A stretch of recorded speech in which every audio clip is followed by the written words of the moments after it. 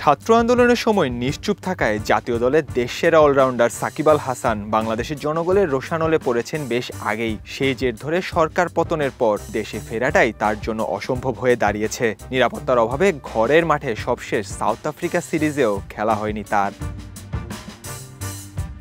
প্রোটিয়াদের বিপক্ষে না খেললেও আশা ছিল সাকিব খেলবেন ওয়েস্ট ইন্ডিজের বিপক্ষে সিরিজে, কিন্তু সেটিও এখন অনিশ্চয়তায়। কেননা সাকিবের ক্যারিবীয়দের বিপক্ষে সিরিজে খেলা নিয়ে জেগেছে সংশয়। সিরিজ খেলার বিষয়ে বোর্ড ও বাঁহাতি এই অলরাউন্ডার এখন অবস্থান করছেন সম্পূর্ণ বিপরীতমুখী অবস্থানে।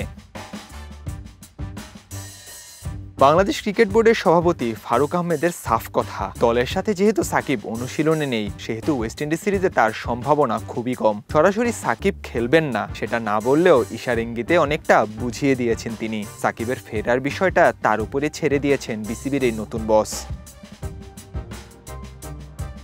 এদিকে জানা গেছে ওয়েস্ট ইন্ডিজের বিপক্ষে সিরিজ খেলতে সাকিব বিসিবিকে বেশ কিছু শর্ত বেঁধে দিয়েছেন, কিন্তু সে সকল শর্ত মেনে সাকিবের সঙ্গে কম্প্রোমাইজ করতে খুব একটা আগ্রহী নয় বোর্ড, যে কারণে ইতোমধ্যে সাকিবকে বাদ দিয়েই দল ঘোষণা করার সিদ্ধান্ত নিয়েছে দেশের ক্রিকেটের সর্বোচ্চ নিয়ন্ত্রক সংস্থাটি। আর সেই মোতাবেক কানপুরই সাকিব খেলে ফেলেছিলেন নিজের ক্যারিয়ারের শেষ ম্যাচটি।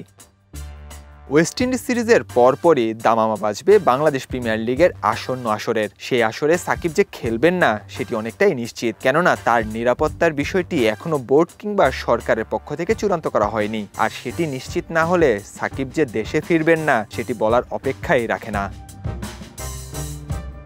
এরপরই পাকিস্তানে অনুষ্ঠিত হবে চ্যাম্পিয়ন্স ট্রফি, সেটির আয়োজন নিয়েও জল কম ঘোলা হচ্ছে না। সবকিছু মিলিয়ে সাকিবের আন্তর্জাতিক ক্যারিয়ারের শেষটা দেখে ফেলেছেন অনেকেই।